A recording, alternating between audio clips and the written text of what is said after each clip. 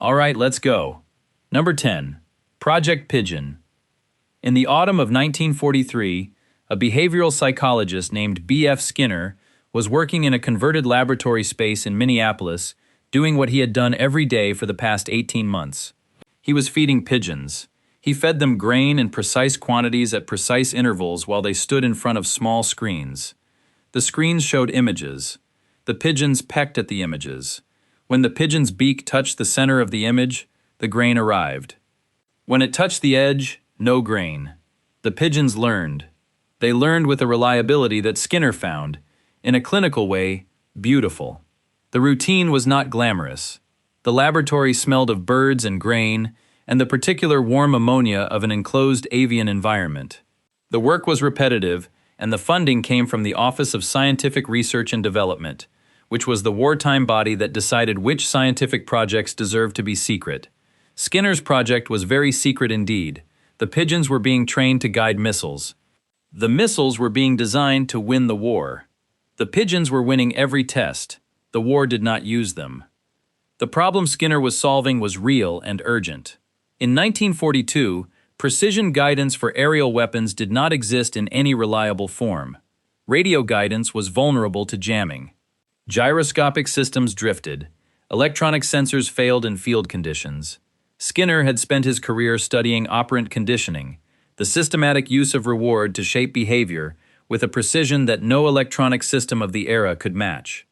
The pigeon's eye has a visual acuity superior to the human eye. Its ability to hold attention on a single target while tracking its movement is a biological capability refined over millions of years. Skinner proposed that 3 pigeons placed in the nose cone of a glide bomb, each trained to peck at a projected image of the target, could provide real-time guidance corrections more reliably than any available mechanical system. The Office of Scientific Research and Development gave him $25,000 and told him to prove it. What the nose cone contained was a small padded compartment divided into 3 sections. Each pigeon sat in its section facing a small lens that projected an image of the terrain below onto a screen. The image moved as the bomb moved. When the pigeon pecked at the center of the screen, a mechanical linkage translated the peck into a control surface correction. 3 pigeons voted simultaneously, and the correction applied was the average of their 3 inputs. The system was redundant. If one pigeon was distracted, 2 others maintained the trajectory. In testing, the pigeons tracked targets with an accuracy that no electronic system in the program matched. The success rate across controlled trials was 100%. The nose cone smelled of grain and bird, and the specific focused silence of 3 animals doing exactly what they had been trained to do, with total concentration on a task they did not understand. What the National Defense Research Committee made of the data was not what the data would seem to require. The committee reviewed the trials. It acknowledged the success rate. It acknowledged that no competing system in the program had achieved comparable results. It rejected Project Pigeon. The rejection letter, reviewed by Dr. Robert Gannon in his 1971 account of the program, specifically cited not technical failure, but the implausibility of convincing military decision-makers to deploy a weapon whose guidance mechanism was a bird. The committee did not say the pigeons had failed. The committee said that the pigeons' success could not be made credible to the people who would need to approve deployment. The evidence was real. The evidence could not be presented in a form the institution could accept. But here is where the standard explanation falls apart. Project Pigeon is remembered as an eccentric wartime curiosity that failed because it was absurd. What the documentation shows is something more specific and more uncomfortable. The project failed not because the experiment produced wrong results, but because the experiment produced right results through a mechanism that the evaluating institution could not take seriously regardless of the results. The 100% success rate of a pigeon-guided missile was less persuasive to the procurement committee than a lower success rate would have been from an electronic system, because the electronic system's failure could be attributed to engineering challenges that more funding might solve, while the pigeon's success could only be attributed to the pigeon, and no committee could fund a pigeon. Every guidance system deployed in the war had a failure rate higher than 0. The pigeons had a failure rate of 0. The institution chose the systems with higher failure rates because they were made of the right materials. The pigeons had a 100% success rate. The institution had a 100% rejection rate. The institution won. Number 9. Operation Outward. On the morning of May 13, 1942, Wing Commander J.C. Nerney of the Royal Air Force was reviewing the overnight launch logs at RAF Felixstowe when he found an entry that should not have been in the records at all. The entry described a balloon, one of the hydrogen-filled weather balloons that Operation Outward had been launching toward Germany since March, that had come down not over Germany, but over a British electrical substation near Sheffield. The balloon's trailing steel wire had draped itself across the substation's high-voltage transmission lines. The resulting short circuit had caused a power outage. The power outage had affected a munitions factory.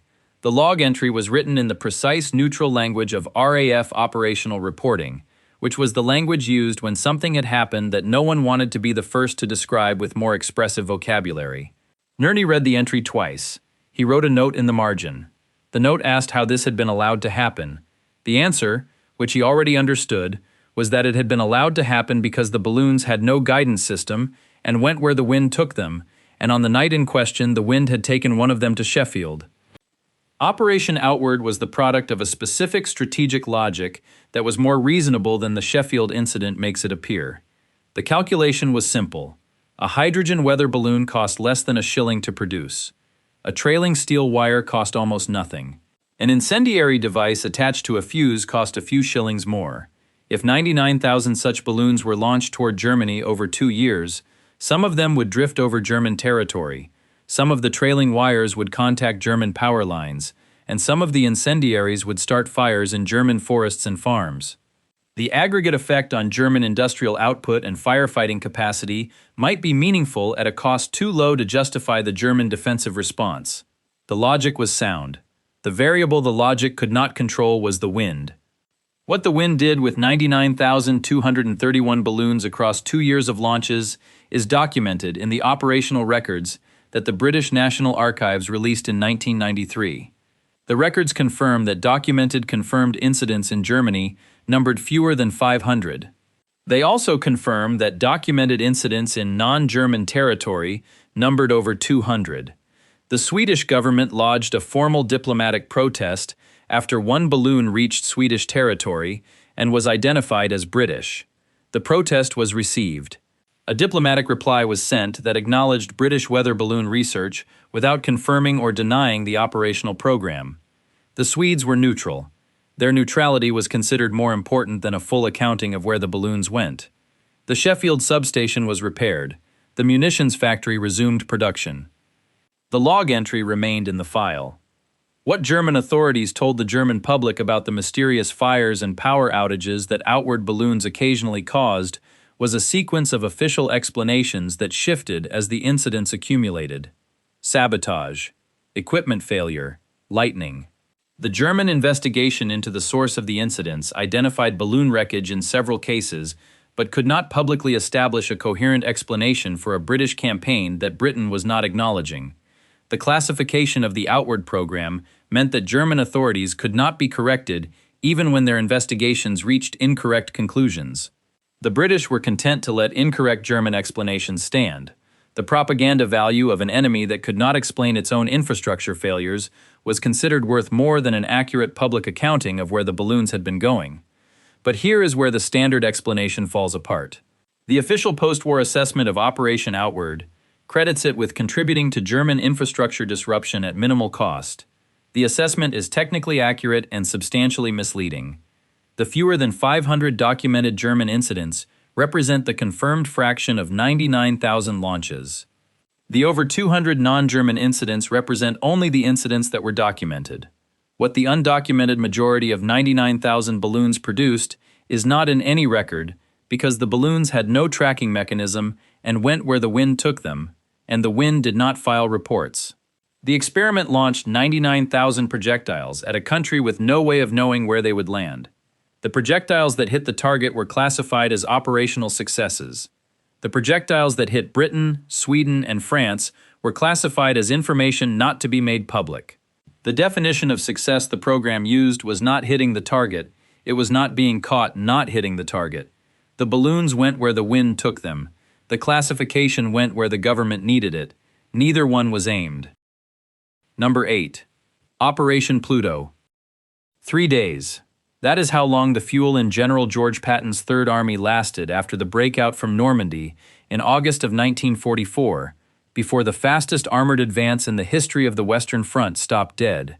Not because of German resistance, not because of strategic orders, because the fuel gauges read empty and there was no fuel to refill them. The tanks that had been covering 60 kilometers a day came to a halt across a front that stretched from Brittany to the Belgian border. Operation Pluto, the Allied undersea fuel pipeline specifically designed to prevent exactly this crisis, was not operational. It would not be operational for another 6 weeks. The pipeline that was supposed to deliver fuel directly from Britain to France under the English Channel had been planned for 2 years, engineered for 2 years, and had not yet successfully delivered a single drop of fuel to a single vehicle on the continent it was designed to supply. What Operation Pluto actually was, in engineering terms, was an ambition that had never been attempted before at anything approaching this scale. The concept was a flexible pipeline, the Heiss design, encased in lead sheathing and laid across the channel floor by a modified cable-laying ship. The ship would unreel the pipeline as it moved, the pipeline would settle to the seafloor, and fuel would flow from pumping stations in Britain through the channel floor to distribution points in France. The engineering challenges were significant. The channel floor is not flat. The currents are strong. The sheathing had to be flexible enough to accommodate the seafloor's irregular topography without fracturing. The first pipeline was laid in August of 1944. It burst under pressure within days. The engineering team went back to the problem. A second design was developed. The second pipeline was laid in September. It worked. The fuel began to flow on September 18, 1944. What Patton's Third Army was running on during the weeks that Pluto was being fixed is one of the more undignified supply solutions in the history of armored warfare. The Red Ball Express was a continuous truck convoy operation running 24 hours a day from Cherbourg to the forward supply points. The trucks burned fuel to deliver fuel. The calculation of what percentage of the fuel loaded at Cherbourg actually reached the forward units, after accounting for what the trucks burned getting there, was a number that supply officers tried not to calculate too often. Brigadier Arthur Streatfeild, in his 1945 operational report, confirmed that Pluto delivered its first fuel to France on September 18th. 6 weeks after the fuel crisis it was designed to prevent had already shaped the outcome of the Allied advance. The pipeline worked. It worked 6 weeks too late. What the fuel shortage cost the Allied advance in the gap between the breakout and Pluto's operational date is a number that historians have calculated in different ways, and that the official assessments have generally preferred not to calculate at all. Patton's tanks halted when they were within reach of the Rhine. The German defensive positions that were hastily assembled during the weeks when Allied mobility was constrained by fuel were the positions that the Allies would spend the winter trying to break. The specific operations that were delayed or canceled because of fuel unavailability in August and September of 1944 are in the operational records. What those records do not contain is the counterfactual, what the advance would have looked like if Pluto had been operational on D-Day plus 2 weeks as designed. But here is where the standard explanation falls apart. The official assessment of Operation Pluto describes it as an engineering triumph that made a significant contribution to the Allied logistical effort. Both of those things are true.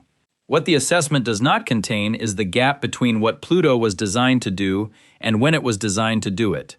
A pipeline that was supposed to be delivering fuel within weeks of D-Day and began delivering fuel 6 weeks after the fuel crisis it was supposed to prevent is not simply late.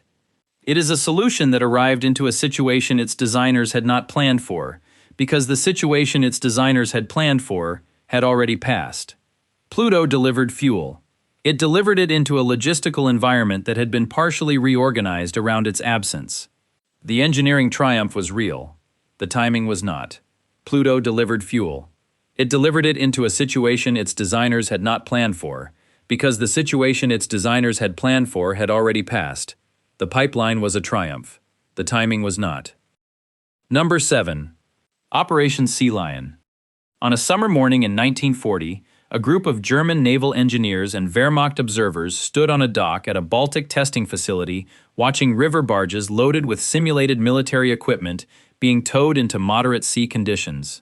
The morning was routine in the way of military equipment trials, clipboards and stopwatches, and the particular professional attention of men whose job is to record what they see rather than to interpret it. The barges were Rhine River barges, wide, flat-bottomed, low-slung vessels designed for the calm waters of the German river system. They were loaded with the kinds of weights that an invasion force would carry: vehicles, equipment, supplies. The observers watched. Within the first hour, several barges were taking on water through the low freeboard that their design required. Within 2 hours, several had capsized. The simulated military equipment was at the bottom of the Baltic. The observers wrote their reports. The reports said what the observers had seen.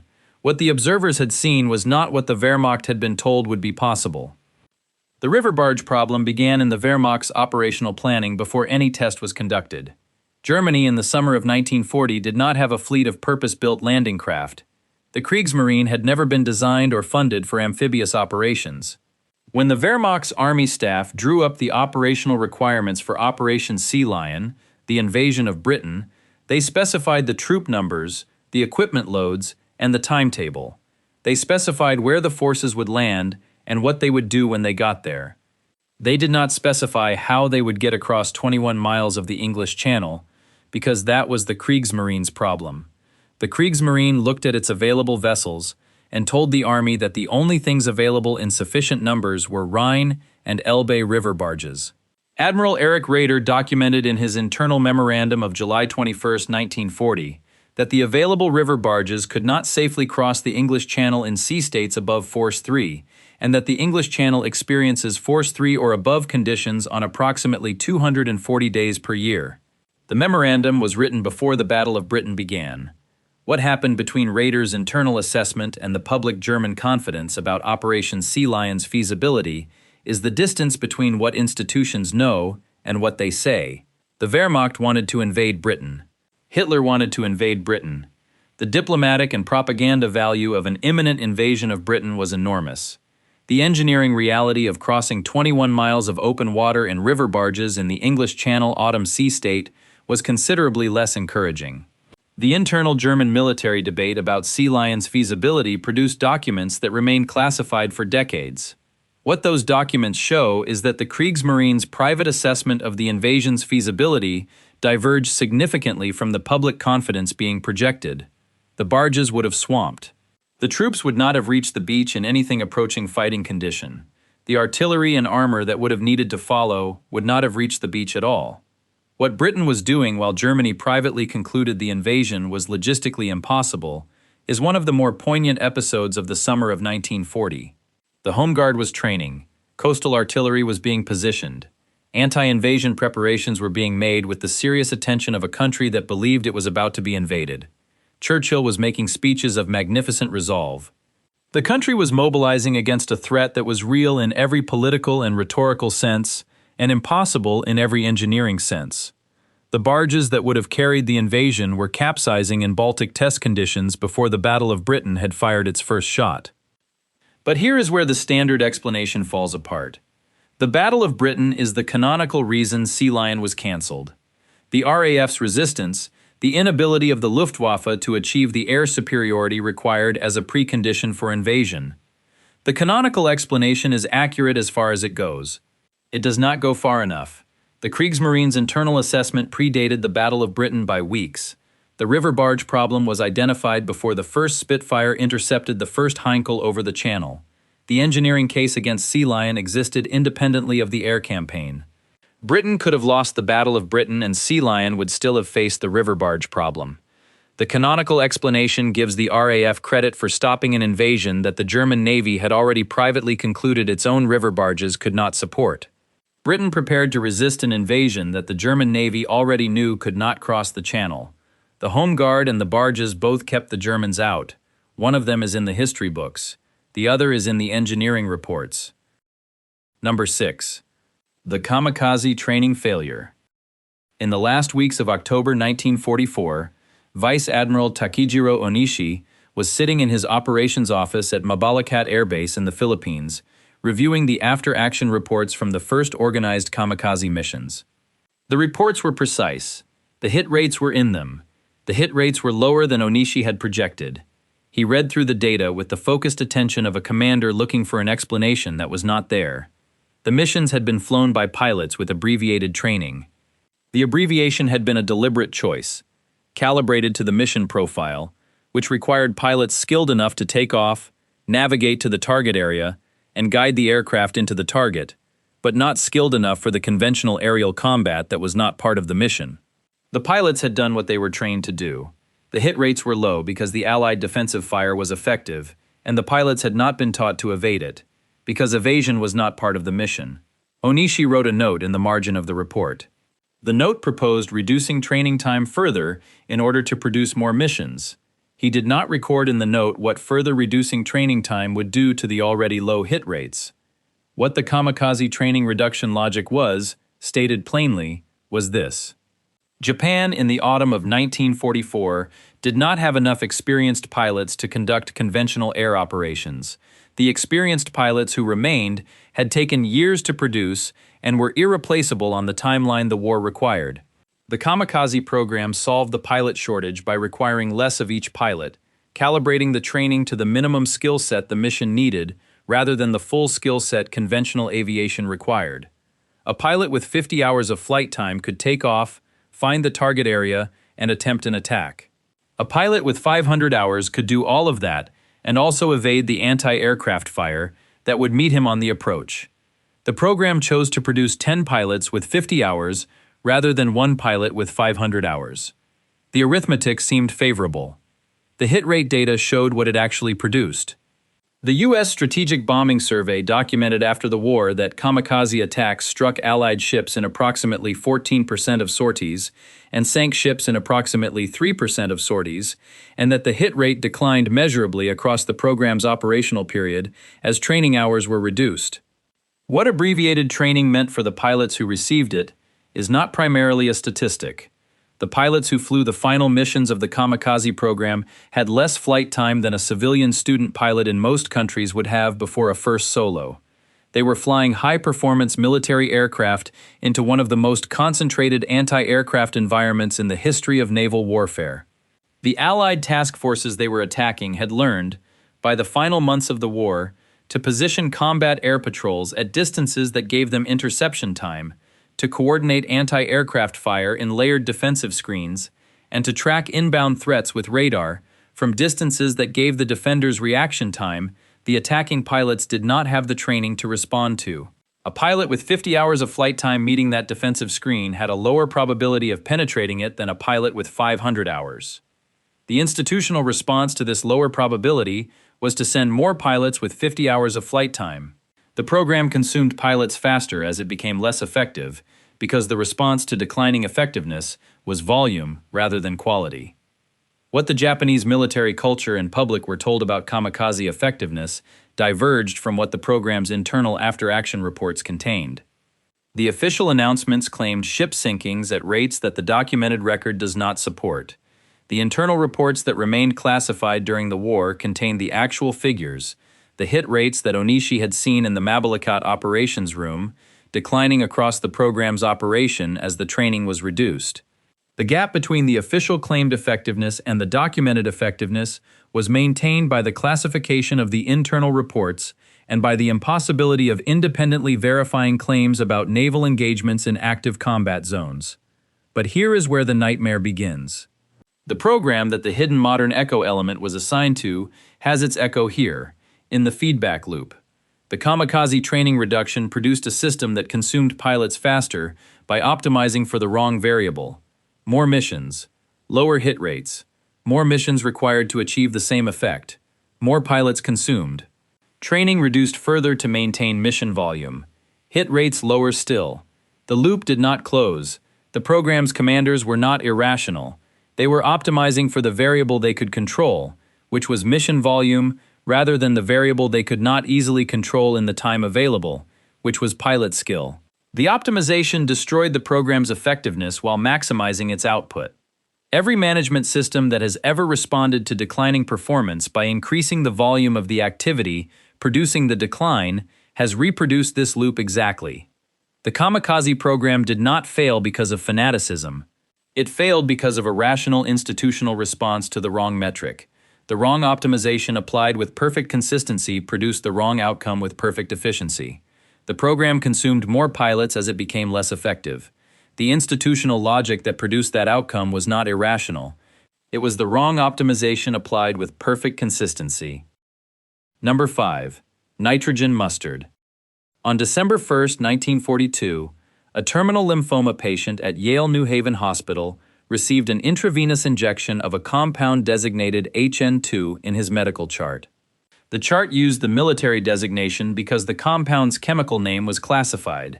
It was classified because the compound was nitrogen mustard, a chemical warfare agent synthesized from the mustard gas stockpiles that the United States military maintained under wartime security protocols. The patient had been told he was receiving an experimental treatment. He had not been told the experimental treatment was a poison that the government was simultaneously developing as a weapon of mass destruction. His name in the research records is JD. The tumor in his neck began to shrink within days of the first injection. The tumor shrank, and then it stopped shrinking, and then it grew again, and JD died. He died having experienced the first successful chemotherapy treatment in history, without knowing what had been injected into him, or why it had worked, or that what had worked in him would eventually be refined into a class of drugs that would extend the lives of millions of people who would never know his name because his name was in a classified file. The chain of reasoning that led Alfred Gilman and Louis Goodman at Yale to inject a chemical warfare agent into a dying man was specific and documented. Gilman was working within a classified chemical weapons research program funded by the Committee on Medical Research. The program was studying the physiological effects of nitrogen mustard compounds on the assumption that understanding how they killed cells would help develop treatments for troops exposed to them in the field. In the course of this work, Gilman observed that nitrogen mustard killed rapidly dividing cells faster than it killed slowly dividing cells. Tumor cells divide rapidly. Normal adult cells divide slowly. The pharmacological logic of using a compound that preferentially kills rapidly dividing cells to treat a disease characterized by rapidly dividing cells was not a leap. It was a direct application of the observed mechanism. The classification that surrounded the research meant that the hypothesis had to be tested, and the results had to be recorded, in a language that concealed what was actually being administered. What the informed consent situation was for JD and the other terminal patients who received the first nitrogen mustard trials is recoverable from the classified research protocols that were eventually declassified. The patients were told they were receiving an experimental treatment for their cancer. They were told the treatment was new and unproven. They were not told that the treatment was a classified chemical warfare agent. They were not told that the compound being injected into them was the same compound that the military was stockpiling to kill people on European and Pacific battlefields. The classification requirements that prevented full disclosure were not a violation of the medical ethics of the time, because the medical ethics of the time had not yet codified the requirement for disclosure that makes what happened to JD recognizable today as a consent violation. The Nuremberg Code, which established the requirement for voluntary informed consent as a prerequisite for human experimentation, was written in 1947, 5 years after JD's first injection, specifically in response to experiments conducted in the same period that operated under the same absence of constraint. The backfire was not the treatment failing. The treatment worked. The backfire was that the compound that had been developed as a weapon of mass destruction failed to produce an effective weapon while simultaneously producing an effective medicine. Nitrogen mustard in the concentrations required for field deployment was too indiscriminate, too volatile, too difficult to deliver with the precision required to distinguish between enemy combatants and everything else within its dispersal radius. It was a poor weapon. The same properties that made it a poor weapon, its affinity for rapidly dividing cells, its ability to interfere with cell replication at the DNA level, made it a useful chemotherapy agent when delivered intravenously in controlled doses to patients with tumors whose cells were dividing faster than the surrounding tissue. The compound failed as a weapon for the same reason it succeeded as a medicine. It killed dividing cells without asking whose dividing cells they were. Alfred Gilman and Frederick Phillips published the first public account of the nitrogen mustard clinical trials in the Journal of the American Medical Association in 1946, 4 years after JD's treatment, following the declassification of the wartime research program. 4 years of results that could not be named in their own charts. But here is where the standard explanation falls apart. The accidental discovery framing that surrounds the nitrogen mustard story is a narrative convenience that misrepresents what happened. The discovery was deliberate. The research was systematic. The human trials were conducted with clear hypotheses and documented results. The backfire was not in the science. The backfire was in the ethical framework surrounding the science, or rather in its absence. The patients who received the first trials consented to experimental treatment. They did not consent to receiving a classified chemical warfare agent because they could not be told what it was. The classification that protected the military program from enemy intelligence also protected the program from the patients who were providing the data that would eventually become the foundation of modern oncology. Every cancer patient who has received alkylating agent chemotherapy since 1946 has benefited from what JD and the other first trial patients provided.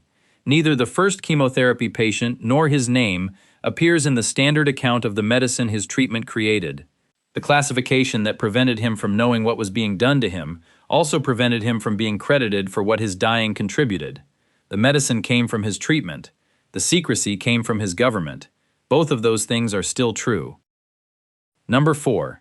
The Me-262. In the summer of 1943, lead designer Waldemar Voigt was presenting performance specifications for the Me-262 to a Luftwaffe procurement officer in the Messerschmitt design office at Augsburg. The presentation was technical and precise. The aircraft's top speed was 120 miles per hour faster than any Allied fighter then in service. Its rate of climb exceeded anything the Allies could put in the air. Its armament, 430mm cannon in the nose, could tear through a heavy bomber's airframe in a single firing pass. The procurement officer was taking notes. The meeting had the quality of a routine technical briefing, forms and specifications and performance tables, until a message arrived from the Führer's headquarters during the presentation asking for information on the Me-262's bomb-carrying capacity. Voigt and the procurement officer looked at each other. The aircraft was not designed to carry bombs. It was designed to destroy aircraft. The headquarters asking about its bomb capacity was asking the wrong question, and everyone in the room understood this, and no one in the room could say so. What the Me-262 was capable of, as an interceptor, is not a matter of historical dispute. It was the fastest operational aircraft of the war. Its speed advantage over Allied fighters gave it a tactical option that no previous aircraft had possessed: the ability to choose when to engage and when to disengage, regardless of the opponent's intent. Against the heavy bomber formations that were destroying German industrial capacity around the clock, an Me-262 interceptor could close from outside the defensive gunner's effective range, fire its cannon, and accelerate away before the escort fighters could respond. In the air war over Germany in 1944, that capability was the most valuable military asset the Luftwaffe could have possessed. Hitler's order converting the aircraft to a bomber removed the capability that made it valuable while adding a capability the aircraft's design did not support. The structural modifications required to hang bombs on an interceptor airframe degraded its speed. The speed was the point. The modification removed the point. What the senior figures who knew the aircraft recorded about the bomber order is in their post-war accounts and their wartime correspondence. Adolf Galland, the most decorated Luftwaffe fighter ace still in active command, told Hitler directly that the Me-262 as a bomber was worthless, and as an interceptor was the last realistic chance to contest Allied air superiority over Germany. The exchange is documented. Galland was relieved of his command for saying it. Albert Speer, in his post-war interrogation in 1945, stated that the bomber order delayed deployment by approximately 4 months and reduced total production by an estimated 300 aircraft, and that in his assessment this delay cost the Luftwaffe the last realistic opportunity to establish air superiority over Germany. 300 aircraft in 4 months. Against a campaign that was destroying German industrial production, those numbers had specific consequences that are also in the operational records. What happened to the Me-262 documentation at the end of the war is the final dimension of the program's failure. Allied intelligence teams racing to capture German aviation technology found Me-262 prototypes and production aircraft at Messerschmitt facilities. The technical documentation was seized. German jet engine specialists were interviewed under Operation Lusty, the Luftwaffe's secret technology program that ran parallel to the better-known paperclip operation for rocket scientists. What the Allied investigators found when they examined the full Me-262 record was a program that had been producing an aircraft capable of changing the air war and had been systematically prevented from deploying it in the role that would have made the change possible. The aircraft were captured. The documentation was filed. The lesson was absorbed into post-war aviation development by the nations that absorbed it. But here is where the standard explanation falls apart. The Me-262 story is told as a story about one man's blunder destroying one aircraft's potential. The documentation tells a more specific story about the relationship between institutional authority and technical expertise. Voigt knew the bomber order was wrong. Galland knew it was wrong. Speer knew it was wrong. Every person in the German Aviation Command with direct knowledge of the aircraft's capabilities knew it was wrong. The institutional structure of the German military command gave one man the authority to override all of them, and he exercised that authority based not on engineering analysis, but on what he believed a jet aircraft should be used for. The experiment did not fail because of the aircraft. The fastest aircraft of the war lost the war it was designed to win, not because it was outflown, but because it was out-politicked before it ever left the ground. That gap, between what a technology can do and what the institution deploying it allows it to do, is not unique to the German military in 1944. It is the permanent gap between technical capability and institutional authority. The institution decides what the technology is for. Sometimes the institution is wrong. There is usually no mechanism for the technology to appeal. Number 3. Dyhernfurth. In February of 1945, Soviet chemical warfare specialist Colonel Grigory Kravchenko was moving through the main production hall of the Dyhernfurth chemical plant on the Oder River 3 days after Soviet forces had secured the facility. The plant had been partially destroyed by the retreating German forces. The German demolition teams had been thorough in some sections and rushed in others, and Kravchenko was working through the sections systematically, assessing what had been destroyed and what remained. He reached the ventilation system that served the primary production chambers. Something in the ventilation system was not consistent with a facility that had been out of production for the weeks the German withdrawal suggested. He sent his team outside. He wrote a report. The report noted that the facility's atmosphere showed evidence of residual contamination inconsistent with the timeline of the German evacuation, and that the contamination was consistent with tabun, the nerve agent the facility had been producing since 1942. He also noted, further down the report, that the synthesis documentation, the production equipment, and an estimated 4 metric tons of residual stockpile appeared to have survived the demolition. The German destruction operation had been designed to deny the Soviets access to the facility. It had produced the opposite outcome. What the Dyhernfurth plant looked and smelled like as a working tabun production facility is documented in the German medical records that Allied investigators recovered after the war, records that describe the chronic low-level exposure that was the baseline occupational experience of the workforce. Tabun at sublethal concentrations produces a specific cluster of symptoms: pinpoint pupils that persist regardless of lighting conditions, a tightening sensation in the chest that workers described as similar to breathing at altitude, excessive salivation, muscle fasciculations in the hands and forearms that came and went unpredictably. The workers who had been on the production lines long enough developed a tolerance for the low-level symptoms that was not physiological tolerance, but psychological accommodation, the body still registering the exposure, but the mind no longer registering the body's registration. What the plant smelled like to these workers was not what it smelled like to someone walking in for the first time, because the olfactory receptors of the chronic exposure workers had been partially suppressed by the compound they were producing. What Kravchenko smelled when he walked into the ventilation system section was something the workers who had spent months in that building could no longer smell at all. The SS administration of Dyhernfurth had a specific policy for the worker poisoning problem, which was that poisoned workers were replaced rather than that the production conditions were improved. Adequate protection against tabun in an industrial production environment did not exist in the 1940s in any form that was compatible with the production process. The workers who loaded and processed the compound were exposed. The workers who showed symptoms were removed from the production line and replaced. What happened to the removed workers is in the fragmentary records that survived. Some recovered, some did not. None received compensation.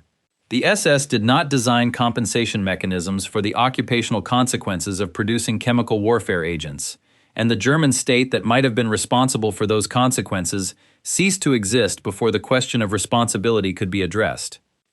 What happened during the German demolition of Dyhernfurth is the specific backfire that defines this item's place on the list.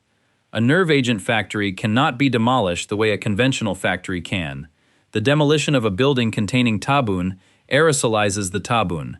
The demolition crews who worked at Dyhernfurth in the final days before the Soviet advance were exposed to the compound they were destroying.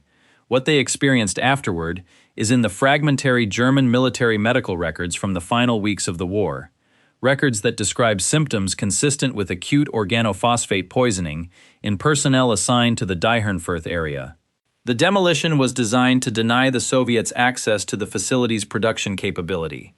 The partial destruction that resulted denied the Soviets the stockpile, while delivering them the documentation, the equipment, and the synthesis routes in a form that was substantially intact. The Soviet Chemical Warfare Command's classified report, processed by their research establishment in the months following the capture, confirmed the recovery of intact tabun synthesis documentation and production equipment forming the technical foundation of the Soviet post-war nerve agent program. But here is where the nightmare begins. The Dyhernfurth destruction is a case study in a category of failure that is distinct from every other experiment on this list. Every other item involves an experiment that failed to achieve its intended effect. Dyhernfurth involves a destruction operation that succeeded partially, and the partial success was categorically worse than complete failure would have been. A fully intact Dyhernfurth would have required the Soviets to develop their nerve agent program from foundational chemistry. A completely destroyed Dyhernfurth would have given them nothing but the knowledge that the program had existed. The partially destroyed Dyhernfurth gave them the synthesis routes, the production engineering, the equipment specifications, and the 4-ton residual stockpile in a form that allowed direct replication rather than reverse engineering. The demolition crews poisoned themselves, destroying a factory that their destruction made available to the enemy they were destroying it to deny. Half a destroyed nerve agent factory is more dangerous than a whole one, because a whole one requires an enemy to figure out what you built, and a half-destroyed one shows them exactly how you built it while leaving them something to work with. The factory was supposed to be denied. The partial denial transferred everything the complete denial was supposed to prevent. Number 2. Project Habakkuk. 2,000 feet. That is the proposed length of the Habakkuk aircraft carrier, to be constructed not from steel but from pykrete, a mixture of ice and wood pulp that a British inventor named Geoffrey Pike had determined could be manufactured in essentially unlimited quantities from the surface of the North Atlantic in winter, that resisted torpedo damage by filling flooded compartments and refreezing them. And that could be produced without consuming the steel and labor that conventional carrier construction was demanding from an already strained Allied industrial base. 2,000 feet. For comparison, the Titanic was 882 feet. The largest conventional carrier in the Allied fleet was less than 900 feet.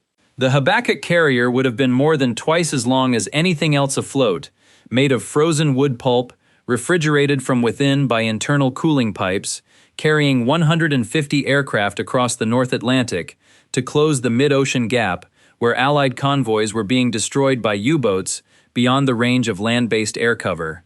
The proposal reached Winston Churchill in December of 1942. Churchill wrote the word urgent in capitals at the top of the forwarding memo and signed his name beneath it. The problem Pike was solving was real and urgent in the specific way of 1942 problems. The Mid-Atlantic Gap was a killing field. Allied shipping losses were unsustainable. Escort carriers were being built but not fast enough. Conventional land-based aircraft lacked the range to cover the gap. Pike had identified a resource that existed in limitless quantity in exactly the location where the gap was, which was the cold North Atlantic in winter, and he had identified a processing method, mixing wood pulp with ice in a 14% ratio, that produced a material with compressive strength comparable to concrete, resistance to bullet penetration that was demonstrably superior to steel plate, and the ability to self-repair through refreezing. He demonstrated the material to Lord Mountbatten. Mountbatten famously fired a pistol at a block of pykrete at the Quebec Conference to demonstrate its bullet resistance, and the bullet ricocheted around the room and nearly struck an American admiral. The material worked. The National Research Council of Canada built a prototype vessel at Patricia Lake in the Canadian Rockies in the winter of 1943. The prototype worked. It maintained structural integrity through the summer. The pykrete did not melt. The concept was validated. The engineering problem that the prototype also revealed was the steering. A vessel 2,000 feet long has different hydrodynamic behavior from a vessel 900 feet long, and the steering mechanisms available in 1943, the conventional rudder systems used on naval vessels, did not scale to a hull of Habakkuk's proposed dimensions in any configuration the engineering teams could make work within the project's timeline. The prototype was small enough that its steering was manageable. The full-scale vessel was not. The engineers worked on the problem. The problem did not resolve on the timeline the war required. The National Research Council of Canada's Project Technical Report of 1943 documented the validation of pykrete's structural properties and simultaneously identified that the steering mechanism for a vessel of Habakkuk's proposed dimensions had no available engineering solution within the time frame of the project. What building Habakkuk at full scale would have required is one of the more startling industrial calculations of the war. The refrigeration plant to maintain the internal cooling pipes would have required more steel than building a conventional carrier from scratch. The wood pulp in the quantities needed for a 2,000-foot hull would have consumed the output of several large paper mills for the project's full duration. The labor force required to assemble a vessel of those dimensions from a material that had never been used in shipbuilding and that required continuous refrigeration to maintain its structural properties would have been substantial. These industrial costs, set against the wartime allocation competing for the same steel, labor, and industrial capacity, made Habakkuk progressively less attractive as conventional alternatives arrived. Escort carriers entered service. The mid-Atlantic gap began to close. The strategic justification that had made Habakkuk urgent in December of 1942 was diminishing by the time the engineering problems of early 1944 were becoming clear. But here is where the standard explanation falls apart. Habakkuk is filed in the history of wartime innovation as a charming eccentricity, a project that proved that pykrete was real, but that the vessel was impractical. The impracticality framing misses what actually happened. The material was not impractical. The prototype demonstrated this. The engineering was not fundamentally unsound. The steering problem was a specific solvable problem that was not solved in the time available, not a categorical impossibility. What killed Habakkuk was not engineering failure, but timing failure. The project succeeded as an experiment and was overtaken as a deployment by the arrival of conventional solutions before the engineering solution was ready. The carrier made of ice solved a real problem with a real material and a working prototype, and failed because the war moved faster than the engineering could follow. The prototype worked. The material worked. The war moved faster than the engineering. The carrier made of ice is still at the bottom of Patricia Lake. The steering problem was never solved because by the time it needed to be solved, no one needed it solved anymore. That is not failure. That is a race the engineering lost to the clock rather than to the physics. The physics was fine. The clock was not. Number 1. The V1. On the morning of June 13, 1944, 1 week after D-Day, a German targeting officer named Hauptmann Werner Fischer was completing the calculations for the day's V1 launches at a site in the Pas-de-Calais. The work was methodical and precise. Maps, coordinate tables, range calculations. Fischer's job was to calibrate each launch so that the V1 would impact at its designated point in London. The designated points were based on coordinates provided by German intelligence agents in Britain who reported impact locations from previous launches and whose reports allowed the targeting crews to adjust their calibrations to improve accuracy over time. Fischer was good at his work. The calculations he completed that morning were correct. The calibrations were accurate. The V1s launched that day would hit precisely where they were aimed.